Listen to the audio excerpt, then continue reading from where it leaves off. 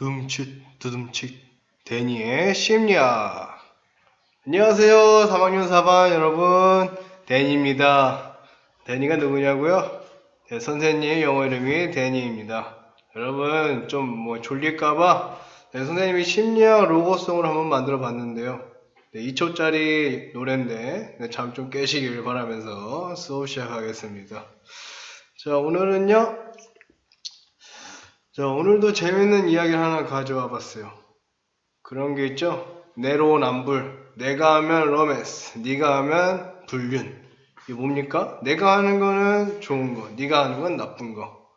나는 괜찮아, 난 잘하고 있어, 너는 나빠, 너는 못하고 있어, 이런 것이죠. 오늘 이런 비슷한 심리에 대해서 알아볼 건데요. 자, 먼저 PPT로 보겠습니다.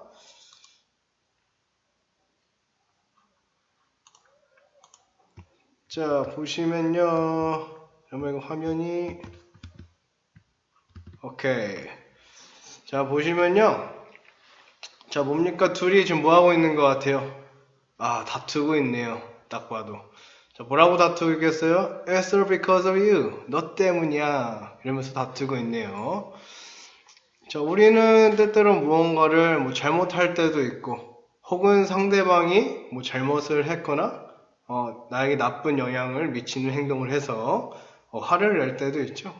그럴 때 우리는 뭔가 어떤 사건에 대해서 그 원인이 누구인지 밝히는 데 굉장한 에너지를 씁니다.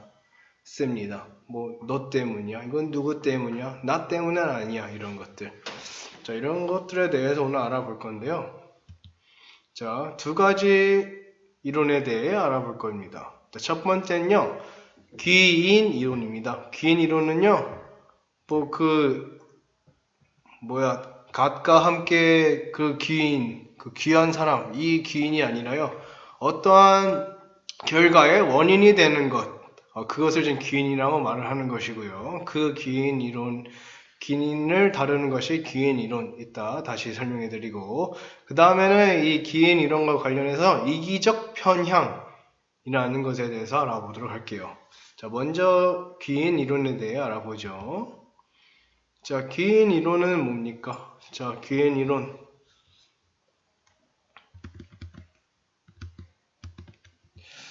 자, 보면요. 다시 화면을 보겠습니다. 자, 보시면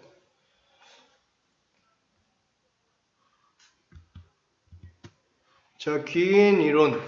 왜? Why? 즉, 어떤 일에 대해서 원인이 무엇이냐? 그것에 관심을 갖는 이론인데요. 자, 보시면 자, 귀인 이론이란 인간은 어떤 결과나 행동에 대한 이유를 특정한 원인에 기속시킨다. 즉, 어떤 결과를요, 어떠한 특정한 원인으로 여긴다는 겁니다. 원인 때문에 이런 결과가 나왔다, 이런 식으로. 그래서 귀인은 밑에 썼지만 결과나 행동의 원인에 대한 추론을 귀인이라고 합니다. 그래서 만약 어떤 사람이 가다가 어떤 사람과 싸웠습니다. 그럼 결과는 싸움이 되겠고요. 그럼 그 싸움이라는 행동의 원인이 무엇인가? 그것을 추론하는 것을 귀인이고, 그 귀인이 어디에 두는가? 예를 들면 그 사람의 성격 때문인가? 혹은 날씨가 너무 더워서인가? 이런 것들에 대해서 원인을 규명하는 것이 귀인 이론에서 다루는 것입니다. 자, 좀 어려울 수 있는데 처음 들으면 어려울 수 있습니다. 예시를 통해서 보도록 하지요. 자, 누군가가 쪼그려 앉아있네요. 굉장히 쓸쓸해 보입니다. 자, 이 사람이 지금 방금 3시간 전에 있었던 일을 회상합니다. 우리 그만 헤어져. 네, 여자친구가 3시간 전에 이별을 고했네요. 그래서 이 남자는 여자친구가 헤어지자 그래서 지금 3시간이 지났어도 계속 그 일을 생각하면서 생각을 하고 있는 것 같습니다. 자, 뭘 생각하고 있겠어요? 선생님이라면 그게 궁금할 것 같아요. 왜 헤어지자 그랬을까? 네, 이 사람이 사실 2달 후에 이제 유학 가기로 한 사람입니다. 그래서 이 사람이 생각을 해보는 거죠. 내 여자친구가 헤어지자고 한 이유가 이제 1년이나 유학을 가면 혼자 외로워서겠지? 이러면서 이유를 하나 생각을 해봤고요. 그래, 내가 이제 미국에서 유학을 가면 이제 여자친구 혼자 남아있을 거 아니에요? 그러면 좀 군대 간 남자친구 기다리는 거랑 비슷할 거 아니야. 1년씩이나. 힘들겠죠? 그래서 그걸 생각해보니까 이제 여자친구가 앞날이 참담한 겁니다. 그래서 우리 그만 헤어져. 이렇게 말을 한 거라고 생각을 할 수 있겠고요. 혹은, 근데 생각을 아무리 해봐도, 아니, 유학 가면 기다리는 게 어렵나? 이해가 안 되는 거야. 그 다음에 든 생각이 이겁니다. 아, 내가 믿음을 주지 못한 걸까? 그저 유학 그런 걸 다 떠나서 평상시에 내가 뭔가 사랑한다고 말을 해도 그게 사랑으로 받아들이지 못하고 뭔가 진심을 내가 담아서 말하지 못해서 그 여자친구도 아, 얘가 나에 대한 사랑이 식었구나 이런 생각을 하게끔 만든 게 아닐까, 내가 믿음을 주지 못한 게 아닐까 이런 생각을 하게 됩니다.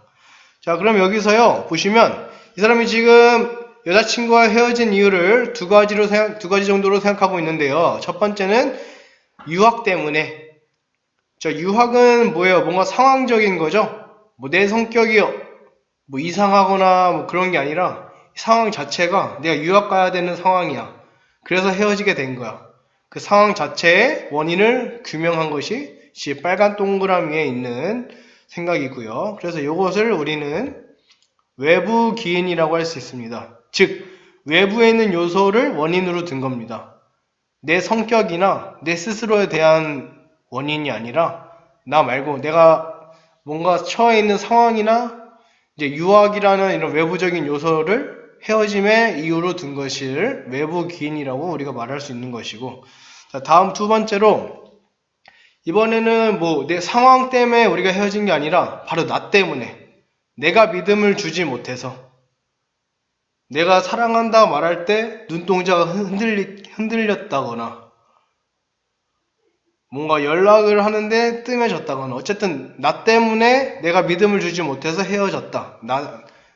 그 결과의 원인을 내 스스로한테 두면요, 이것을 우리는 내부 기인 이렇게 규명할 수 있겠습니다. 자, 그래서 어찌됐건 어떤 원인을 규명하는 데에 세 가지 척도를 갖고 나눠볼 수 있는데요. 지금 한 가지 척도는 우리가 벌써 지금 봤습니다. 외부냐 내부냐. 이것을 어떻게 나누냐면 먼저 첫 번째 척도는 소재입니다. 위치라고 생각하시면 돼요. 그 원인이 나에게 있느냐, 내부에 있느냐, 혹은 상황에 있느냐, 외부에 있느냐, 이 두 가지로 나눠볼 수 있는 거고요. 즉 상황이냐 나냐 이렇게 간단히. 두 번째 척도는 불안정성입니다. 불안정성 하면 좀 뭔가 말이 어려울 수 있을 것 같아서 선생님이 좀 더 이해 쉽게 밑에 가로 안에 써놨습니다. 변화 가능성으로 생각하시면 돼요. 즉 지금 내가 처한 상황이 변할 가능성이 있느냐 혹은 없느냐. 불안정성이 높을수록 변화 가능성이 높은 겁니다. 그리고 안정성이 높으면 변화 가능성이 낮아지는 거고요. 그러니까 안정이라는 거는 내가 예측이 되는 거야. 앞으로도 계속 이럴 것이다. 안정적으로 계속 이럴 것이다 라고 예측이 되면 안정성이 높은 거고, 그러면 이제 계속 앞으로도 이럴 거니까 변화 가능성이 없는 거죠. 적어지는 거지. 그래서 안정성이 높으면 변화 가능성이 낮아지고, 대신에 불안정성이 높아지면 변화 가능성이 오히려 높아지고, 이렇게 보시면 됩니다. 그리고 세 번째 척도는요, 바로 통제성입니다. 즉 이 상황이 통제 가능하느냐 혹은 통제 불가능하냐, 이 두 가지로 나눠볼 수 있겠죠. 그래서 이 세 가지 척도를 갖고 이제 어떠한 결과에 대한 원인을 규명하는데요. 그럼 한번 예시를 찾아보면, 자, 생각해 보세요. 이 어떠한 결과의 원인을 생각하는데 이제 원인이 내부에 있다고 생각하게 돼요. 그리고 그 원인이 불안정성, 즉 변화 가능성이 있다고 생각하고, 예를 들면 이런 게 있겠죠. 우리가 흔한 예시로 이제 시험을 봅니다. 시험을 보는데 내가 이번 학기 인강 듣고 해가지고 좀 미뤘어. 미루다 보니까 수업도 잘 못 듣고, 또 몰아서 듣다 보니까 빨리 듣고 잘 못 듣고 또 못 들은 강의도 있고, 이러다 보니까 이번 학기 시험을 망친 겁니다. 아, 내가 좀 더 노력했으면 안 망쳤을 텐데. 자, 이때 그 시험 결과에 대한 원인은 내부, 나에게 있죠? 내가 뭐 그런 거잖아. 내가 뭐 교통사고 당하고 이런 거 아니잖아요. 상황 자체가 못하는 상황이 아니라 내 스스로 안 한 거니까 내부에 있겠고요. 그리고 불안정성. 만약에 내가 그 당시에 늦잠 자지 않고 인강을 제때 들었더라면, 근데 시험 결과가 달라질 수 있었죠? 그래서 이거 같은 경우는 변화 가능성이 높기 때문에 불안정성이라고 보시면 되고, 자, 마지막으로 통제가 가능한 것인가? 그죠? 나는 더 일찍 일어날 수 있잖아. 일어나려면. 일어나려고 하는데 수면제 먹여서 재우고 이런 거 아니죠? 그래서 통제가 가능한 상태.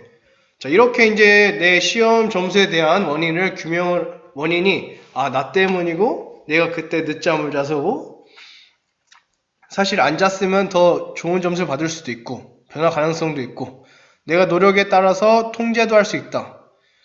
이렇게 생각이 되면요, 우리는 결과를 만회하기 위해서 노력을 하게 됩니다. 솔직히 이런 귀인은요, 이렇게 원인을 규명하는 것은 굉장히 좋은 귀인에 속합니다. 그래서 우리도 시험 공부할 때요, 내가 좀 더 노력하면 더 좋은 점수 받을 수 있다. 그런 믿음을 갖고 하시는 게 여러분이 실제 공부할 때 덜 지치고 더 열심히 하실 수 있습니다. 그럼 다른 상황을 한번 봐보죠. 자, 이번에는 좀 살짝 바꿨어.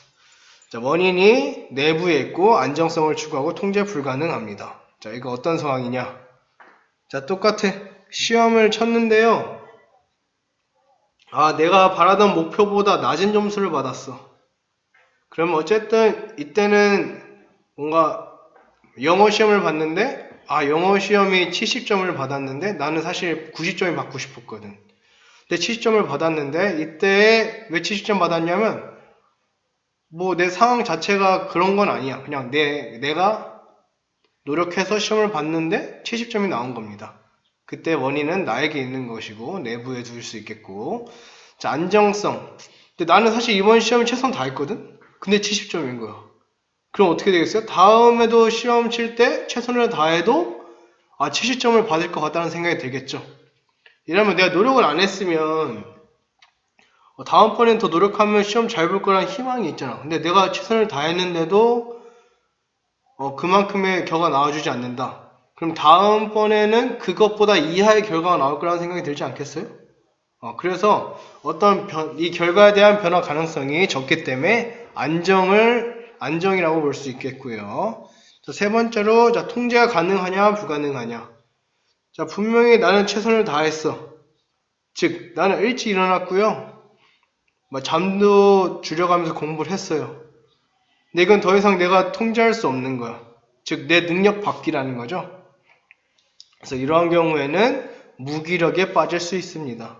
네, 그래서 학습된 무기력이라고 여러분이 계속된 실패를 경험하면요. 다음에도 이러한 실패를 경험하겠구나 하면서 이제 무기력을 학습하게 되는 것입니다. 이런 기회는요, 좋지 않겠죠? 공부하는 데 있어서, 난 어차피 안 될 거야. 그러면 더 노력하지도 않겠고, 무기력에 빠지게 되겠고, 이런 기회는 위험할 수 있습니다. 보통 이러한 기회는요, 내 능력으로 탓을 돌릴 때, 난 해도 안 되는 놈이야. 내 능력은 여기까지야. 그래서 내 스스로의 기준을 낮추는 거. 그럴 때 이러한 상황이 발생할 수 있고요. 자, 뭡니까? 자, 실제로 그런 거 있죠? 이제, 벼룩이 있는데, 자, 요만한 컵에다가 딱 가둔 겁니다. 그럼 벼룩이 여기서 점프하는데, 점프하다가 딱 막히잖아. 그러면 떨어지고, 점프하는데 막히고 떨어지고. 이거를 거듭하다 보면, 이제 이 정도만 뛰는 겁니다. 어차피 더 높게 뛰어도 여기서 부딪혀서 내려오니까. 근데 이제 선생님이 이걸 딱 열어줍니다. 자, 열면요. 이제 여러분이 만약 벼룩이야. 자, 선생님이 벼룩이라면요. 여기서 이걸 뚜껑을 열었으면 점프해서 나가야죠. 그래야 나 물만 먹을 거야? 이제 나가서 이끼 먹나? 어쨌든 먹어야 될 거 아닙니까? 그래서 열면 나가야 되는데 이 벼룩은요.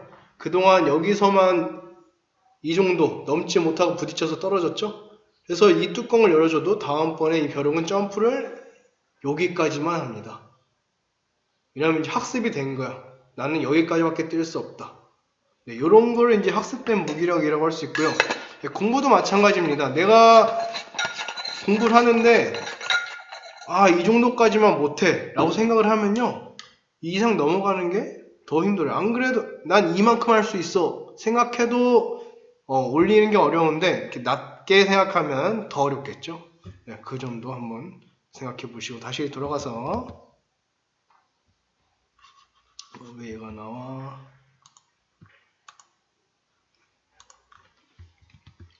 자, 다시 돌아가세요.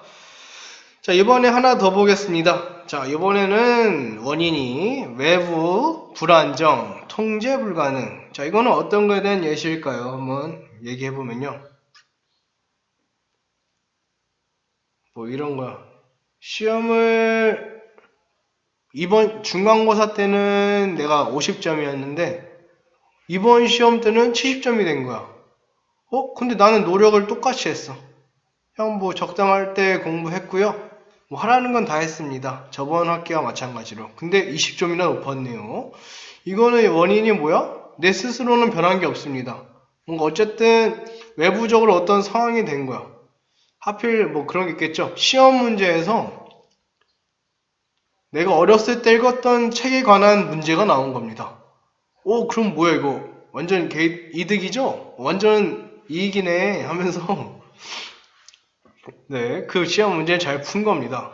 이때 내 시험 문제 잘 본 거는 내가 능력이 좋기 때문이라기보다는 그 시험 문제 자체가 내가 아는 문제가 나왔다. 요 점이 원인이 되겠죠? 그래서 이때는 원인을 외부로 들 수 있겠고요. 또 하나, 불안정성. 자, 이거 운이잖아. 자, 다음 시험을 또 봤는데 내가 아는 문제가 또 나오리라고 확신할 수 있나요? 네, 확신할 수 없습니다. 그래서 변화 가능성이 높기 때문에 또 다음번 시험에는 안 나오면 또 성적 떨어질 수 있고 변화 가능성이 높죠. 그래서 불안정성에 속하는 거고. 자, 마지막으로 통제 가능한가. 자, 시험 문제 여러분이 뭐 만들 수 있어요? 지금 상황에서는 그럴 수 없잖아요. 자, 이거 같은 경우는 통제 불가능. 자, 이러한 기인은요, 바로 운의 기인을 하는 것입니다. 그래서 시험 봤는데 이번 성적 잘 나왔다. 근데 나도 아는 거야. 사실 내가 공부를 잘하기보다는 운이 좋았어. 시험 문제가 내가 아는 게 나왔어. 이런 거죠. 사실 이게 뭐 운에 기인하는 사람들이 참 그 겸손의 미덕이 높은 사람들이 많이 있어요. 뭐 어쨌든 그렇고, 자, 여러분이 이제 실제로 공부를 합니다. 시험 결과가 나왔는데요. 자, 시험 결과가 좋든 나쁘든, 자, 이 노력이나 혹은 무기력이나 운, 이 중에 어떤 것에 기인을 하면 좋을까요? 네, 노력이 하면 좋겠죠? 그래서 내 노력 여부에 따라서 내 성적이 향상될 수 있다. 이러한 믿음을 가질 수 있을 때 여러분이 더 힘차게 공부를 해 나가실 수가 있습니다. 그래서 실제로 이제 공부하면서 이제 시험을 치다 보면 굉장히 뭐 실수할 때도 있고, 뭐 시험 여러 번 중에 다 잘 보면 좋겠지만 한두 개 정도는 미끄러질 수도 있는 거예요. 그럴 때 중요한 건요, 그 믿음, 여러분의 믿음을 계속 가지시고, 자, 여러분의 노력 여부에 따라 달라질 수 있다는 것을 계속 생각하시고 잘 결과에 대한 원인을 그곳에 두기 바랍니다. 그러면 여러분이 좀 더 공부하는데 더 도움이 될 것 같아요. 자, 그래서 계속 보시면요, 이번에는 이기적 편향입니다. 이기적 편향은 자, 말 그대로 이름에서 유추할 수 있어요. 이기적인 어떤 편차, 뭔가 한쪽으로 치우친 성향인데요. 자, 한번 보겠습니다. 뭐냐면 부정적인 결과에 대한 원인을 상황적 요인으로 돌리지만, 즉 어떠한 결과에 대해서 원인이 나 때문이 아니라 외부에 있다, 상황 때문이다, 이렇게 돌리지만 긍정적인 결과에 대한 원인은 내부 요인으로 돌리는 성향, 즉 내부인 나 덕분으로 돌리는 성향을 말하는 거예요.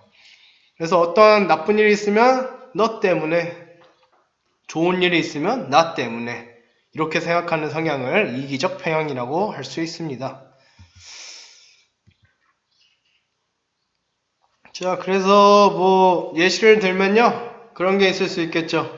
여러분 롤 아직도 많이 하죠. 자, 롤인데 내가 미드야. 중간에서 이제 치고 가는데 우리 편 졌어. 화나지.